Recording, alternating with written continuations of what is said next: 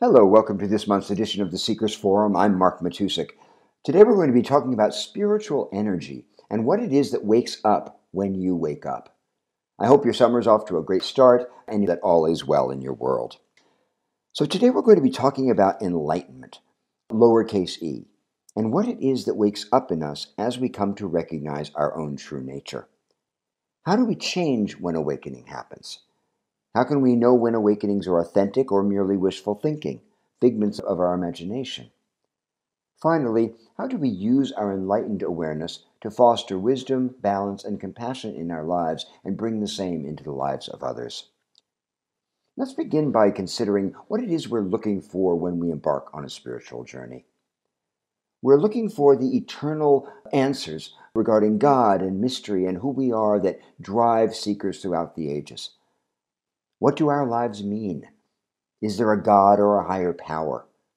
Or are we products of a random, unconscious process that replicates life automatically with no concern for its creations? We hunger to know our true self, whatever that might be, and to feel a lasting and intimate connection to the source. We wonder if spiritual awakening can help us to suffer less, to feel more joy, and to give access to something transcendent within us. These questions are ancient and universal. Since the first ancestor gazed up at the sky from behind the gift of their cerebral cortex, our predecessors have wondered about who we are, how we came here, and where we're going. The cortex had given us the ability to not only notice things, but to have thoughts about them and about ourselves in relation to them. Now we wanted to know what happens after the body dies, whether we continue on in some form or other, whether we have the ability to communicate and to know at levels beyond what we can imagine. To address these conundrums, our forebears created galaxies of stories to help explain this human condition, mythologies filled with gods and saviors. These superpowers could solve our riddles for us, they told us, and so faith was born. But our genius also became our curse. Because as the first animals on this planet endowed with self-consciousness, we're also conscious of our own mortality as well, which has only fueled our reliance on stories that talk about rebirth and the afterlife. The primary purpose of religion, after all, is to enable us to make sense of ourselves in this vast space without being paralyzed by fear. With our gods and saviors to chaperone us through this veil of tears, we've gotten through the night, so to speak. These mythologies have provided consolation, and this consolation has required most religions to place the divine outside of ourselves, to operate on a faith-based duality, and believe in a God that could save us. In ancient Greek theater, they called it the deus ex machina, the magical hand from the sky that rescues us in the nick of time, except, of course, when it doesn't. At the same time as faiths of consolation have formed, a whole other river of wisdom has flowed on the other side of the world that didn't put God outside of the individual. These were the non-dual paths that make no separation between us and the divine. Contrary to the idea that we must be saved, non-duality refuses the notion of salvation altogether, with its implication of two different things, a savior and a saved, as if we were not, in fact, both. Non-dual practice invites the seeker to turn within to find the divine, to practice rigorously to uncover our inherent awakeness and goodness, and thus recognize that we are not only not separate from God, but that we are God. With the coming of non-dual spiritual practices, we not only had the consolation spirituality, but we also had what I like to call the confrontation spirituality, which are paths based on confronting our darkness and our muck in order to recognize our true nature. Buddhism, Taoism, Confucianism, the Socratic tradition, and mystic schools of all religions take as their centerpiece the awakened nature of mind and its boundless potential. Confrontational spirituality does rely on masters and gurus to mirror to students what they are too, but hierarchy has no place there. The master comes for one purpose only, to reflect back to us what we already are, to kindle the light that is our very essence. They teach us the cosmic joke of it all, which is that the thing we're looking for is what is looking. In the world of non-duality, our hunger to know God is itself divine. If we didn't have this spark already inside us, we could neither recognize nor benefit from the fire of the Master when it appears. On the spiritual path, this is the single most inspiring truth you can find: that the candle within you is already lit, that you carry this flicker of God inside you even when you forget it's there. Knowing this, we're connected, even though we have our clay feet, to that essential self that is God. At the end of the day, our humanity rests on the ability to inhabit both realms at once, the physical and the spiritual. Strictly speaking, they're not separate, of course. Non-dual means not two. But walking these two paths at the same time does require a major stretch.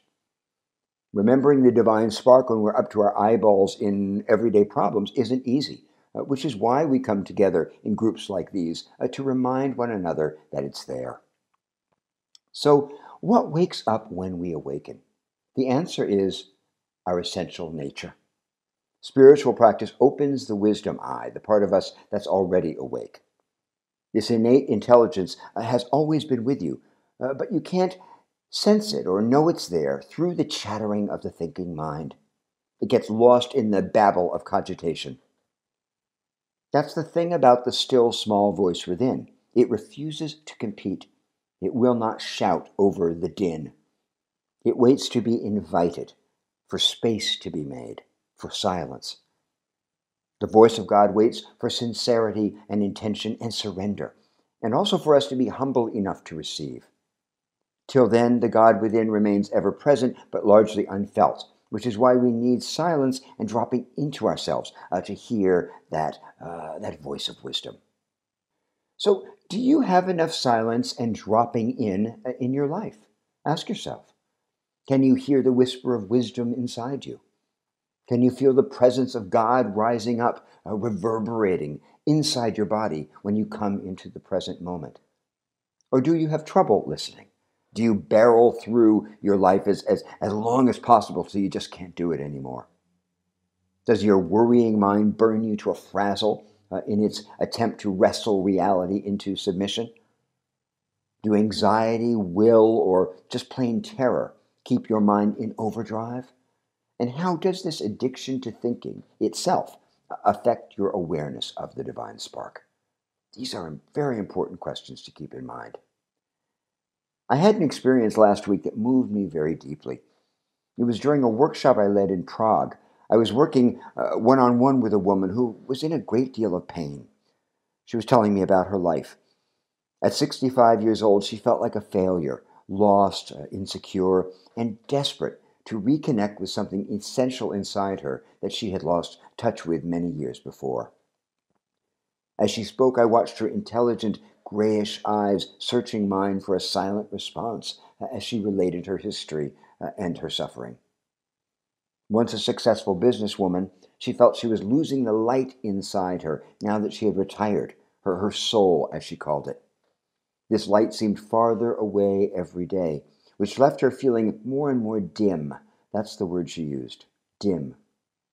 I asked her why she believed she was dim, because to me she didn't seem dim at all. Sad and tired, yes. Defeated, yes. Overweight and less healthy than she might be, yes. But dim? Absolutely not. The light within her was blazing. Her mischievous eyes were alive with the desire to understand, to penetrate her darkness, and to come back fully to the land of the living. Her eyes revealed a soul that was full of life and potential, however depressed she was at the moment. I assured her that she didn't look dim to me at all, that behind her sadness, I saw her soul glowing. And she asked me if I could see her soul. And when I told her that I could, this seemed to be the one thing she feared the most, that her soul was dying. And when I said it, she started crying and hugging me and thanking me for setting her free. But I assured her that I had done nothing of the kind, that all I had done was say what I could see. But that was enough. It was enough for her to be seen. We sat there together for a minute or so, saying nothing. For a moment, she'd been able to glimpse herself through my eyes and witness by reflection the light behind her own sadness. This is what we can do for one another when we take the time to stop, to look, and to listen. We help each other wake up just by seeing one another through the eye of God. That eye of God is ours when we bring ourselves into focus. And when this lovely woman left that afternoon, she looked 10 years younger. And I felt a little bit younger, too. So that's what wakes up when we wake up. The awareness in us that is self-transcendent, that sees itself from the outside in, and that can walk in different realms at once between the mess and the mystery. Why God buries herself in the human being, demanding that we learn to reveal her, is the greatest mystery of all. Zoroaster called this the divine lahar, the play of God, hurling herself into matter, into darkness, in order to find her way out again. I don't know about that, but I do know for sure that awakening is possible and that it goes on and on. And knowing that changes everything. That's what I wanted to say to you today about spiritual energy and what it is that awakens in us when we awaken.